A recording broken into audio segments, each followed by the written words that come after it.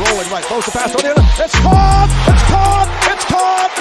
Touchdown FSU! Kelvin Benjamin. Knowles retake the lead with 13 seconds remaining. Tagovailoa trying to make up for it. Fires to the end zone. Touchdown! Alabama wins! And welcome back to another episode of The Ladder. We're live. I am Mike Settle, and that, of course, as always, is Dustin Franklin. Dustin, how you doing, man? Man, I'm good. Had a little rough start to the week as far as betting-wise go. Wednesday and Thursday games go 0 for 3. Luckily, last night we go 2-0, so we're calling back in, ready to get back into the positives this week. Nah, that UAB game pissed me off. I was really wanting UAB to win. Sorry for the late start time. Your dummy co-host here ran out of gas this morning, and I was lucky enough to be able to use a gas can to get my butt in this seat so we could go live at least close to the start time we said. So not the best start to the morning. Hopefully the college football day stays. Man, of course, my Phillies, not our Phillies any longer. You're back in enemy territory. I understand, buddy. Yeah, those NL East rivalries are real, man. Okay, so let's go to Thursday night real quick, if you don't mind. You said he went 0 for. How'd that go for you, buddy? Well, that's okay. I did the math, and on the season, I'm 119-20, or I'm sorry, 119-50 going into the weekend. So that's still 70% right this season.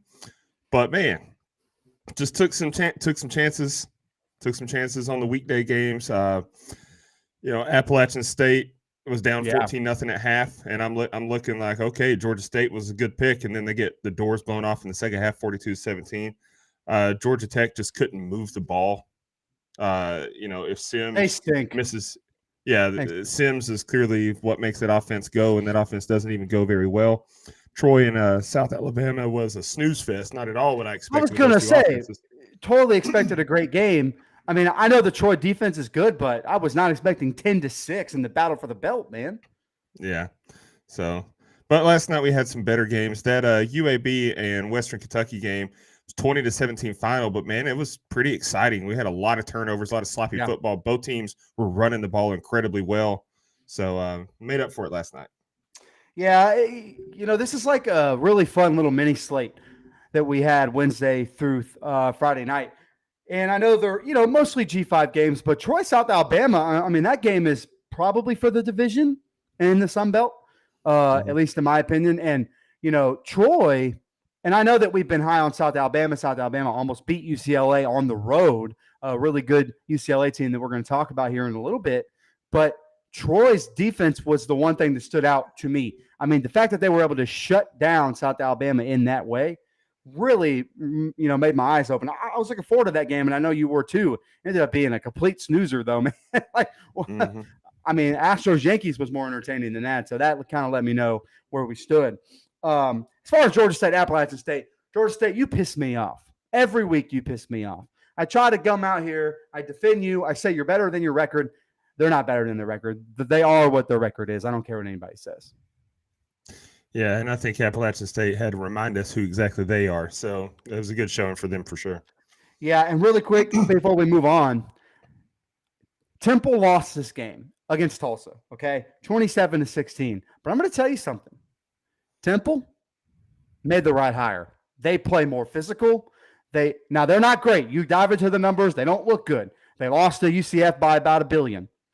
But they play a more physical, harder style than they did under Rod Carey. And so this is they got in there late. I think they made the right hire, man. And Kurt Warner's son, when he's in at quarterback and they don't try the stupid Wildcat stuff they like to do, he's pretty good. He's pretty efficient. So Temple, not this year, not going to happen for you, but maybe next year after that, I think we're at least be talking about Temple in the AAC. Yeah, I wouldn't be surprised. All right, Dustin, now that we got all that out of the way, we don't want to bore the folks. Are you ready to go rapid fire? Quick hitters, week 8, Ladder Live. By the way, this is not a Plant Your Ass Saturday. This is the opposite. Yeah, for sure. And we do have one bit of notes worth sharing. It's unfortunate notes. San Jose State running back Camden McWright was tragically killed Friday morning. He was riding an electric scooter, collided with a school bus, and unfortunately passed away. So San Jose State has postponed their game this afternoon. So thoughts and prayers with their family. And Absolutely, man. Yeah, no easy segue from that, but let's get into the action here. Yeah, that's terrible news, man. It just, golly, man. It kind of makes you realize that college football is not that important when you think about, these kinds of things. And postponing that game is the right call. I'm glad both schools were able to come to some agreement on that. That's a tough deal, man. Like you said, no easy way to transition. But I will quickly.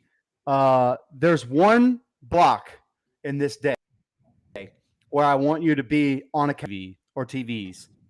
Outside of that, so right now, around the noon games, if you need to go get some chores done or mow the grass or whatever, take the kids to the park, do that. Be in your seat for 3:30. Once those games are over, you could probably go out, have dinner, have some drinks, do whatever. Now, nerds like myself will be here watching all of these games, but I just want to say that you've got 2 windows of opportunity today to maybe explore your Saturday, because here in 2 weeks on November 5th, you're not going to get that chance. So maybe do the wife or girlfriend a favor and do something they want to do on this Saturday. I don't think you'll regret it. Yeah. All right. 12 o'clock, Cincinnati, SMU on ESPN. Cincinnati's a 2-point favorite. Buddy, I don't really like on offense. They bore me to death.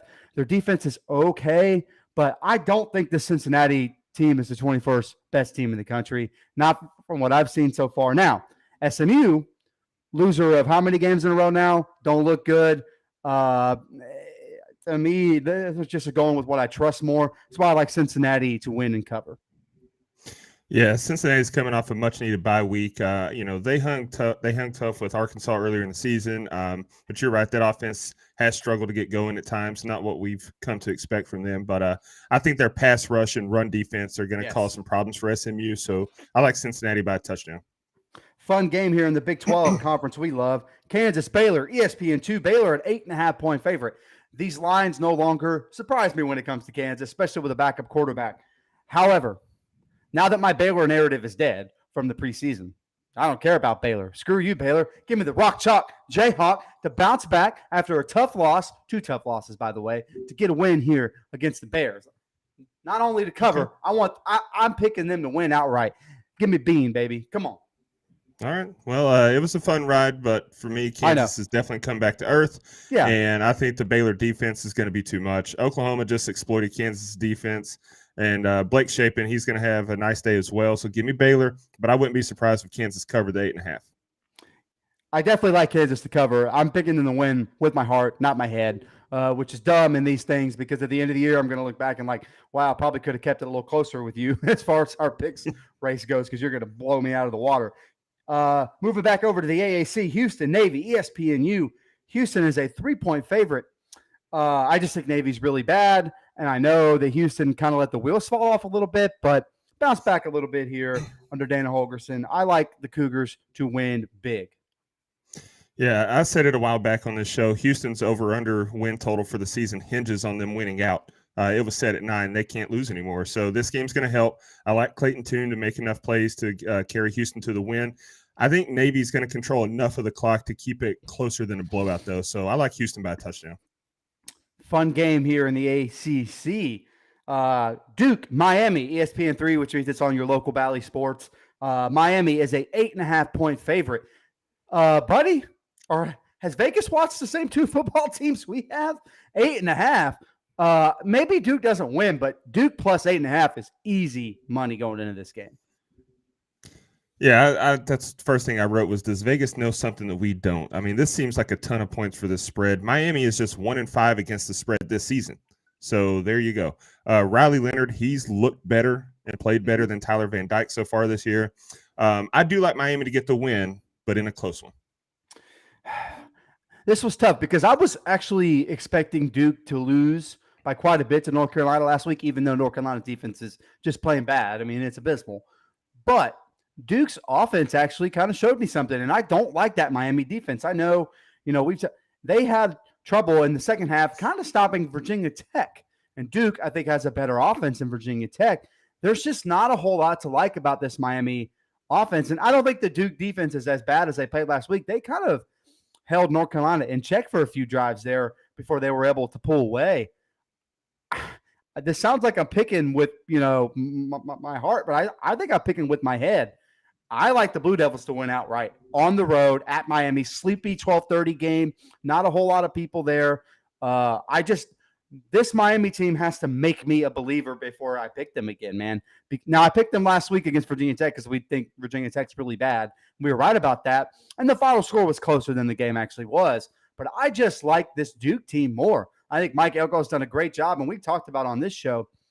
Mike Elko and his team could not win another game all year, and it's still a A-plus season by Duke to just bounce back the way they did from last season. So I think they get a win here against Miami, and boy, would the internet and Twitter timeline be all over that if Miami were to lose this game at home to Duke, which they've done in the past, by the way. Yeah. All right, let's go back to the Big 12. West Virginia, Texas Tech, FS1. This game's at 3 o'clock. Dustin, this one hurts me to do, man, because I really like this West Virginia offense, and I really just like this Texas Tech team. But something about it, the more I thought about this game this week, has me going with the Mountaineers. They're playing a little hotter to me. Some of that Texas Tech love, not the love. I love what Joey McGuire has this thing going. But some of the love for this year's squad has kind of worn off just a little bit here. I like the Mountaineers to win outright. Upset. Great pick. This West Virginia team is gritty. Great team win last week against Baylor, and I think they continue building on that this week. I like West Virginia outright as well. Here's some bonus for you, though. West Virginia is 2-1 against the spread this season as a favorite. And also, you want to take the over in this game. I know that the over is pretty lofty, but the over has hit 5 of 6 games for Texas Tech and 4 of 6 games for West Virginia. So take the over. I do think that West Virginia, and I know they gave up a lot of points to Baylor. I think the West Virginia defense is probably the key to this game as far as them winning. I think they're a little bit better than some of the other defenses that have played Texas Tech, not NC State, but I think they're a little bit grittier, like you said, a little bit tougher, a little more physical. So if they were able to get just 1 or 2 stops, I feel like the West Virginia offense will be able to keep pace and score at will. All right, 3:30, back to the AAC. Memphis, Tulane, ESPN2. Tulane, a 7-point favorite. I was really looking forward to this game until last week. But I really do think Tulane, their one loss against the Southern Miss team doesn't look so good, but they got a win over Kansas State, who we think is pretty good. We'll talk about Kansas State in a little while. I like this Tulane offense. Their defensive line is physical. And there's a part of me that just doesn't want to hop off Memphis yet because every game they've played has been a pretty tough out. But I'm going to go with Tulane. Roll wave, baby. Especially, man, they just – honestly, this is a stupid reason to pick a team, but they just have beautiful uniforms. They do not have a bad uniform combination, man. No, you're 100% right. So, yeah, this is 2 great passing attacks in this one. Memphis has thrown for 700 yards their last 2 games, and Michael Pratt has thrown for 320-plus in 2 straight games for Tulane. That's a good news, bad news for Memphis because their passing attack is working, but the pass defense is 127th in the nation. Give me Tulane to win and cover. I also like the over here. Yeah, take the over. And what about Willie Fritz being able to adapt the passing offense of Tulane? I mean, a lot of people kind of swore off of him the last few hiring cycles just because they think he's going to run what he ran at Georgia Southern. But he's not only changed that offense at Tulane once, he changed it twice. They've completely overhauled what they do. So if Kansas were to lose their coach to say, Wisconsin, Nebraska, Kansas, Willie Fritz, beautiful marriage. I think he's capable of doing the exact same thing that Lance Leipold has done at Kansas. So just a little fun tidbit to look out for. And I think this Tulane team, by the way, has a real shot to not only be in the AAC title game, but win it. I think, but they have to get this win against Memphis today for sure. Also at 3:30, BYU Liberty on ESPNU. BYU a 7-point favorite. BYU getting a little healthier. I know everyone loves Hugh Freeze and the job he's done at Liberty, and I understand that. But I just think this BYU team may be a little too much for them. This is a fun game, though. And all the other games at 3:30 is probably not going to be on one of my screens, but I'll keep an eye on it. I like the Cougars to win and cover that, but not by much. Yeah, Liberty turns the ball over way too much this season. I mean, they've found a way to win all but one game, but they can't afford to fight or play with fire like that today. I like BYU in the trenches to be the difference. Yep. So give me the Cougars to win and probably cover as well. Here goes one of my head-scratching spreads of the week, because this is clearly a brand name game right here. That's the only reason Vegas has this. We saw Wisconsin lose to Michigan State last week. We saw that. We saw it happen. Purdue, Wisconsin, ESPN. Wisconsin is a 2.5-point favorite. Screw that. Now, I understand that Purdue plays with fire every week. They're either really good or what in the hell is going on here for Purdue. This Purdue team does one thing that I don't think a Brian Brom offense has ever done. Jeff Brom offense, and that's run the football well. They're getting the running game going. I like O'Connell.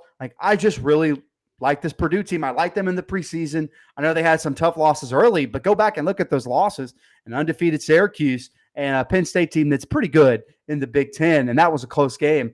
So I like Purdue to win outright, and I don't know if it'll be particularly close. Yeah, Purdue is just 2 plays away from being 7-0 on the season. I mean, Absolutely. a really close game to Penn State and a really close loss to Syracuse. That both games came down to the wire. Shenanigans in the Syracuse game. Jesus. So 2 plays away from being 7-0. So this is a solid team. The offense spreads the ball around. It's a lot of fun to watch. But Wisconsin has won 15 straight against Purdue. We just saw Bama's 15-year win streak snapped against Tennessee. So I'm supposed to believe that happens twice in a row or 2 weeks in a row? I can't. Give me Wisconsin in a close one.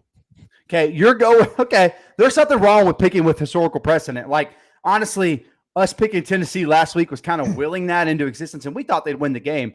But you would be a smart person to take Alabama just because historical precedent says Bama's probably going to beat Tennessee in football. So I completely understand that pick. I just think this year Purdue is a better football team. That's a fun game at 3:30, by the way. I know we have it on quick hitters, but keep your eye on that one if you need something to kind of flip around to. Here we go out in the Mountain West. It's 7 o'clock. Boise State, Air Force, CBS Sports Network. Air Force, a 3.5-point favorite. All right, Boise, what are you going to do? You got probably one of the top contenders in the Mountain West here at Air Force. They like to control the ball on the ground. We know what Air Force does. Is Boise State able to kind of catapult themselves back into the discussion? You know what I think about Air Force, but I'm going with the Broncos. I can't help myself. I've seen a few things the last few weeks that make me go, okay, maybe they weren't as bad, but I'm still got my 2 fingers to my eyes, 2 fingers back to you, Andy Avalos. You're still on my watch list. Yeah, Boise's looking for some revenge here after losing to Air Force last season at home. And that was the first time the Air Force had beaten Boise since 2015. They're also coming off a bye week, so they're fresh, and they've had extra time to prepare for that option offense. Boise is 4-0 against the spread this season as an underdog, and they've won outright 3 of those 4 games. I like that again. I don't want to pick an Andy Avalos coach team to win. Me either. Especially a game that's closely matched as this one, but I'm doing it. Boise's rushing defense is 19th nationally against the run. Now they are going to be facing the nation's #1 rushing offense, so it's going to be a battle, but I am taking the Broncos. I did not like myself when I picked that game last night. I'm running through my picks, and I'm like, do I really want to pick Boise in this spot?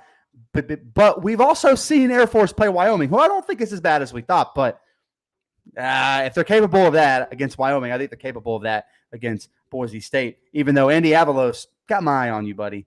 Not doing so well in one of my favorite G5 programs. I need you to step it up. Okay, 7:30, Minnesota, Penn State, ABC. Penn State, a 4.5-point favorite. I think Penn State bounces back nicely here, man. I'm starting to think that Minnesota is not what we thought they were. Not saying they're frauds, but I think they're coming back to reality just a little bit from their start. And they've done this before under BJ Fleck, who we both like. We both like PJ Fleck. And I like Tanner Morgan more than you do. But I know that Minnesota's going to want to, run the clock, pound the ball, kind of like Michigan did last week. I just think this Minnesota team will not be able to do it as successfully as Michigan did And I don't think the Minnesota defense is as good as the Michigan defense, especially in the trenches. So I like Penn State to bounce back, but I don't feel great about it. Give me Penn State to win, but I don't know if they cover. Yeah, if this Minnesota team has a theme, it's injuries and inconsistencies. Yeah, I was going to say, a lot of banged up pieces, man. They got disappointing losses to Purdue because Ibrahim wasn't fully healthy, and then they lost to Illinois because Tanner Morgan just couldn't get in a groove. They have to play a complete game to win this one. They do a lot of things well. I mean, they're first in the nation in third down stops on defense and first in the nation in third down conversions on offense. They're the least penalized team in the nation. They're best in the conference in time of possession, so they do a lot of things good, but they turn the ball over a lot, and that's going to kill them today. Give me Penn State behind their defense taking the ball away. All right, let's go to some of the bigger games of the day. And look, like we said at the top of the show, the slate is light, but 3:30 has a really good block of games. We went over a few of them a minute ago. But just be in a seat for 3:30. The rest of the day, maybe go do something with your kids, your wife, your family, whatever. Enjoy the nice weather that seems to be all around the country. It doesn't seem to be too hot anywhere except maybe on the West Coast. 12 o'clock, two undefeated ACC teams. Number 14, Syracuse. Number 5, Clemson on ABC. Clemson, a 13.5-point favorite. I think a lot of people look at Clemson's final scores and think, oh, wow, they kind of struggled with this team and that team, and they don't watch the games. Like Florida State only winning by 6 last week. We watched the game. We know that game wasn't 6 points close. You go watch Boston College, same thing, where, you look up and they're kind of piddling around with Boston College a little bit, but they pulled away. And you have the close Wake Forest game that I just think the defense had a bad day. So I do think people look at this Clemson team and think they're okay, but, they're not that good. But this Clemson offense with DJU, who's playing really well, he's no longer a liability. He's no longer the reason the offense is struggling.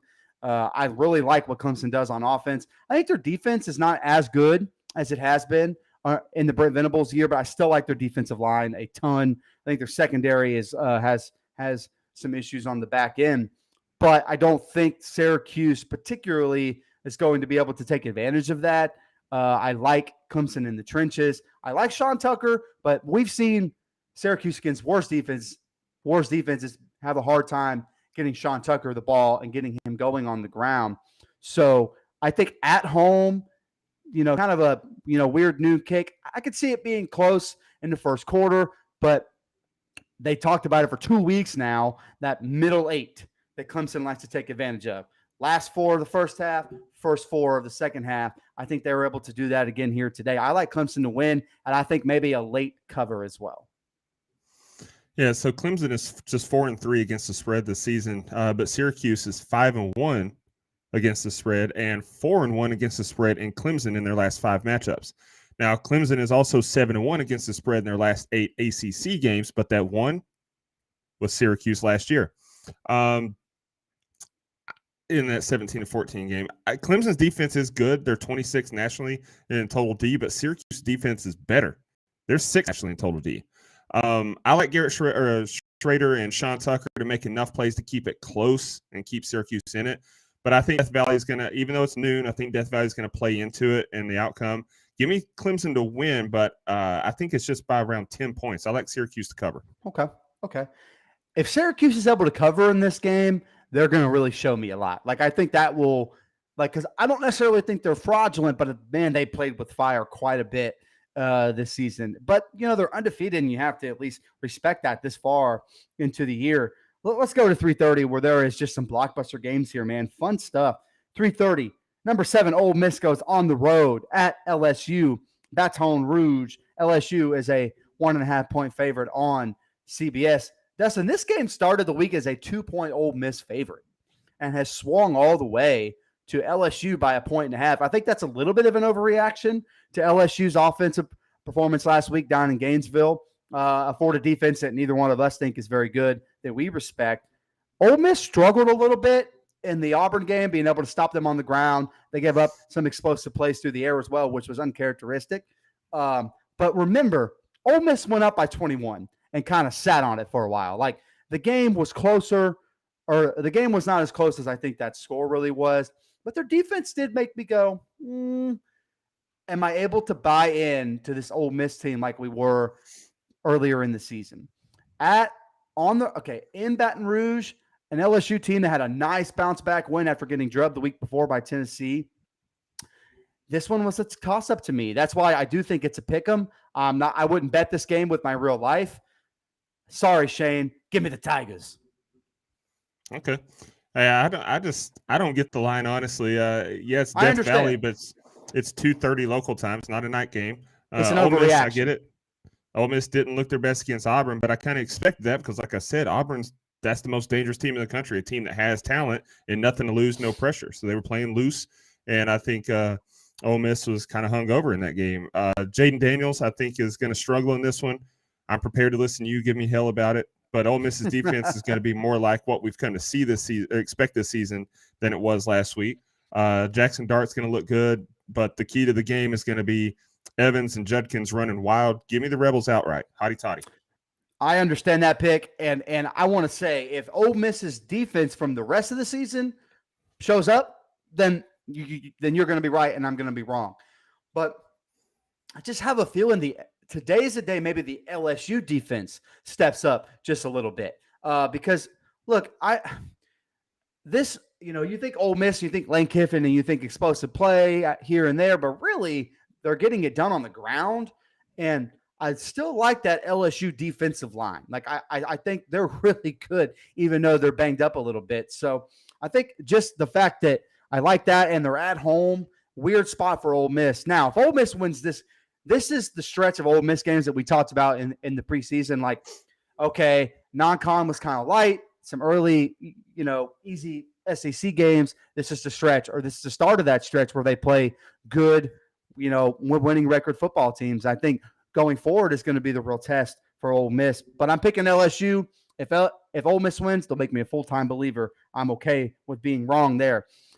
Number 9 goes on the road to number 10, UCLA at Oregon on Fox. This is a local 12:30 kickoff, by the way. Oregon a 6.5-point favorite. This is at 3:30 Eastern time. Man, this is a fun game. I've been looking forward to this game all week. Go to Utah USC last week. That was a fun game in the Pac-12. But to me, this is the Pac-12 game of the year here, man. Chip Kelly going back to his old stomping grounds. He's already been there as the UCLA head coach, but not with a team that looks like this. DTR looks great. Zach Charbonnet on the ground looks great. He's finally able to, he's got Bobo out wide, so they're able to stretch the ball down the field. I love this UCLA offense, and the UCLA defense has really impressed me. They're physical. They fly around. They give up some big plays, especially against Utah, but I just really like the physicality that this team plays with. However, I think we're forgetting that this Oregon team is probably really good. I know we have the Georgia game, but that was week 1. I would love to see Oregon and Georgia play again. I still think Georgia would probably win, but it wouldn't look like that. And this offense has exploded, with Bo Nix, who we're not thrilled with. You get good Bo and bad Bo, but most of this season, Dustin, he's been good Bo. And I like what Kenny Dillingham has done on offense as far as the system they run. They're getting their ball to their playmakers, which is not something Mario Cristobal did there. Just throwing that out there. So this is a really fun game. I think it's strength on strength. That's why I think Autzen is the difference. I know it's a local kick, but Autzen is loud no matter when you play these games. I love UCLA. I'm not picking this because I don't like Chip Kelly. I actually think he's done a great job this year. I just think Oregon is okay, well, I don't like Chip Kelly, but that's not why I'm picking this game. I just think Oregon is the better football team. This game is awesome. I'm looking forward to this game. Give me the Ducks at home, though, man. Yeah, this is definitely the game of the day. A couple questions here. Are UCLA for real? Can Oregon keep up their hot streak? Oregon scored 40-plus points every game since that shellacking they took at the hands of Georgia in the opener. UCLA's offense is so balanced, and they actually lead the nation in passing success rate. So from a betting standpoint, it's tough. Both teams are 4-2 against the spread this season. Oregon is 3-0 against the spread at home. UCLA is 2-0 against the spread as underdogs. This game's a toss-up to me, but I'm going to roll with DTR. I'm going to roll with Dorian Thompson-Robinson in that balanced Bruins offense to get the win outright. But the safest bet here is the over. I know it's 70 points, but the over is hitting 5 of 6 games for UCLA, 4 of 6 games for Oregon. Points on the board. My only argument against that, and you are probably totally right, but I think the Oregon, I know the Washington State game notwithstanding, by the way, because they gave up a lot of points in that Washington State game, but the Oregon defense has been better than I expected them to be in year one. There's still some talent on that side of the ball. Would you say that this is, well, I guess Utah, but is this the best defense that UCLA has played so far? Yeah, I think so.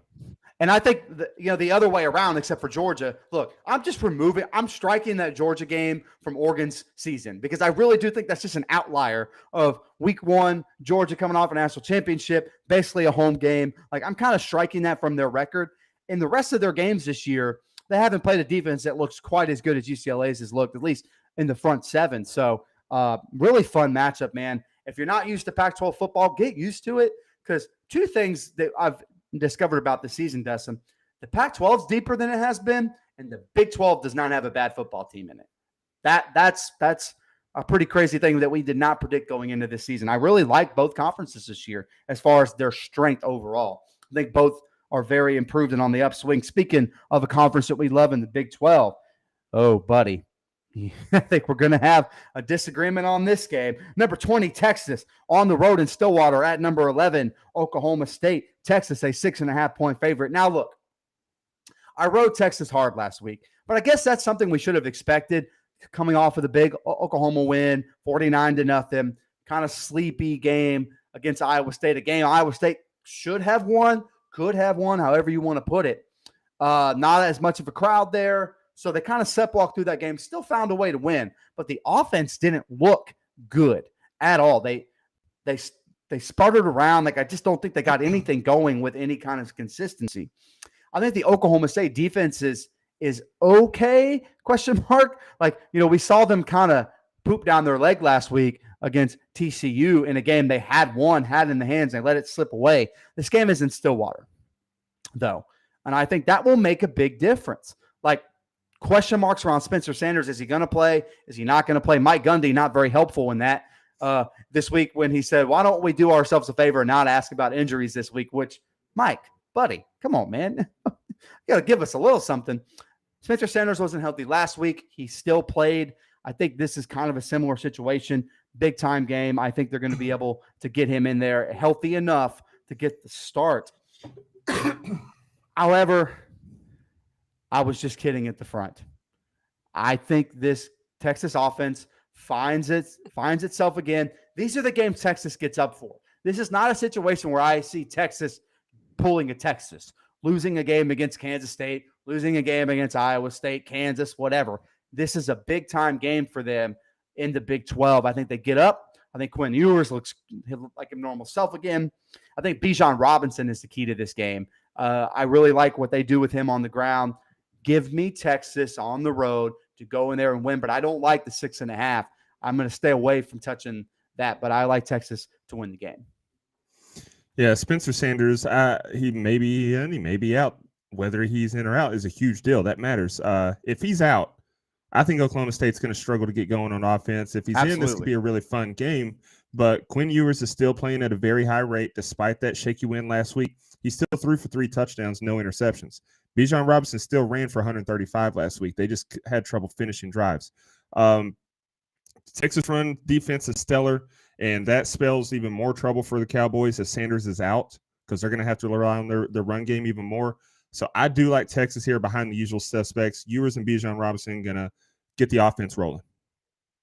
Yeah, I mean, I really hope that Sanders plays because that's a fun game that you can watch opposite of UCLA, Oregon. Just kind of keep those two locked in. With the Ole Miss LSU game, you have yourself a triple play there that I think is just a beautiful setup. All right, let's go to 7 o'clock.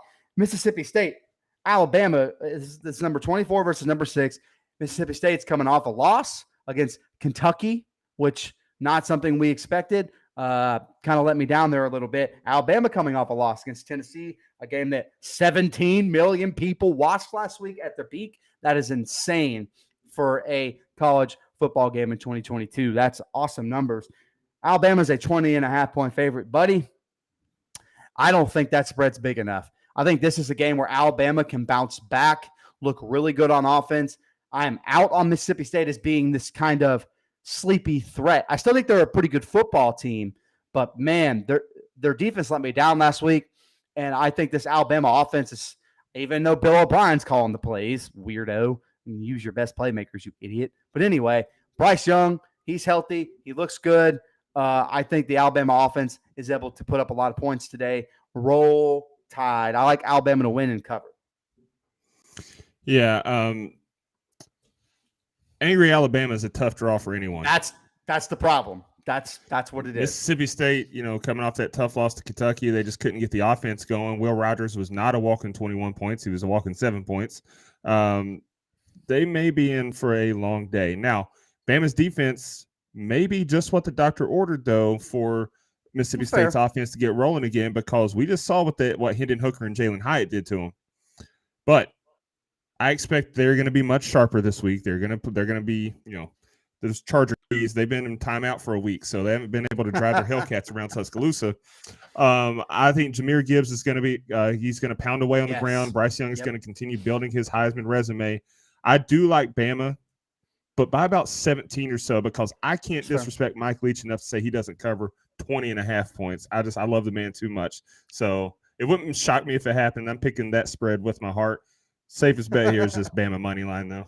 Absolutely. Bama on the money line is where I would go as well. I expect some personnel changes for Alabama on defense this week. I think we're going to see some people we haven't seen yet. Nick Saban and Will Anderson making some weird comments this week about how they don't have the juice and they weren't pumped up. That sounds like excuse making to me, which is not something we're used to out of Tuscaloosa. So that's interesting.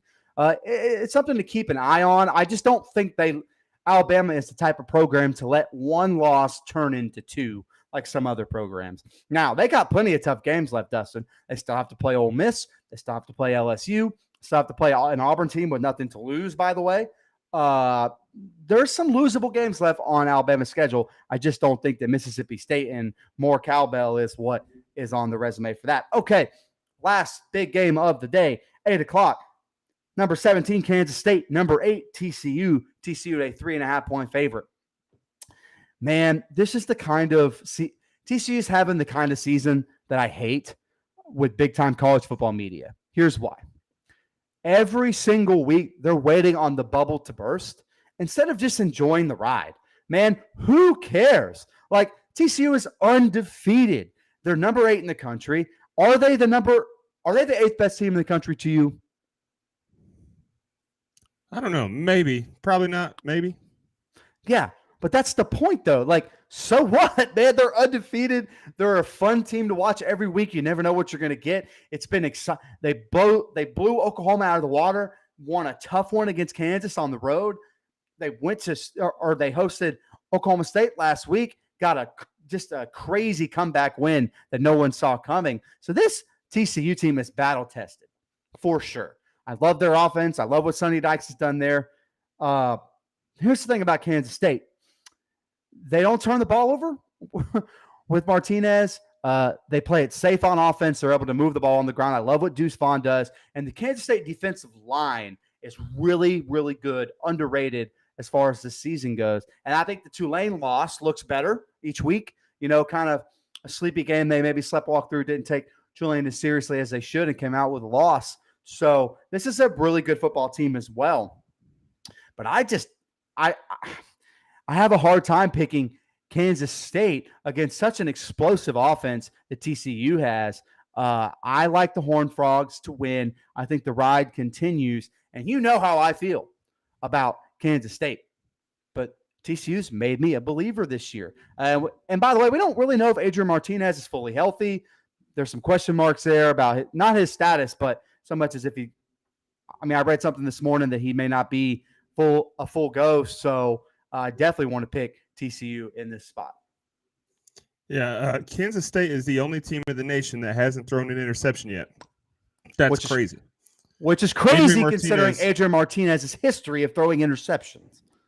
Yeah, he's definitely outplayed his reputation this season, and they're coming off a bye, so they're well rested. They need to be because TCU is for real. third in the nation on offense in total yards. They're rushing for over 6 yards a carry. Max Duggan, like we said, he has to be at least in the conversation for New York. He's completing over 70% of his passes. He got 16 touchdowns, just 1 interception. I know we just saw K-State win an ugly one against Iowa State, 10-9, but they're capable of shootouts too. Oh, yeah. And I think that's what we get here, a shootout. But the difference is TCU has too many guns. Give me the Horned Frogs to remain unbeaten. TCU has one of the better wide receiving cores in the country. That's part of the reason I like them to win this game. I just don't think that Kansas State is going to be able to get enough stops with their secondary in order to win this game. But this should be a fun game as well. Like, if there's a night game that you're kind of looking for, you decide not to go anywhere and do anything, I think this is a fun one because I don't think Mississippi State, Alabama will be all that fun. Don't forget, and we didn't put it on the rundown, but A&M and South Carolina, I almost forgot that South Carolina's 4-2. They're 4-2. They're sitting pretty. That game's in Columbia. I know we don't have this on the rundown, but I'm taking the Gamecocks outright, man. I just don't think that A&M offense is going to be able to score a lot of points. No, but the A&M defense is what I'm leaning on, so I'll take A&M. I know neither one of us really like Spencer Rattler. So inconsistent. Yeah. Like, he throws one of the prettiest balls I've seen, but he also makes really dumb decisions with that pretty ball. So, like, yeah. Assy. Yeah, he's a little assy. And by the way, not the most likable guy after watching that QB1 show. Not the most likable kid. Anyway, hey, Dustin, any other thoughts on week 8? Because, look, we didn't have as long of a show today because there just weren't as many games to break down and discuss. So any final thoughts, any final betting advice you want to give the people? No, just enjoy the game. So there's not many, like you said. Maybe get out this morning, get back for 3:30. Maybe go out and have some fun this evening. Stay safe. Go get some Hardee's breakfast and let's watch football. Yes, sir. I know you're going to be throwing question marks, but I'm skipping the Hardee's this week. I've decided to stay home and make a scrambler. I know, but it's a homemade scrambler with all real bacon, real steak, peppers, and onions. Oh yeah, man, it's about to go down in the kitchen as soon as we're done here. For Dustin Franklin, I am Mike Settle, and we will catch you next week on Lateral Live.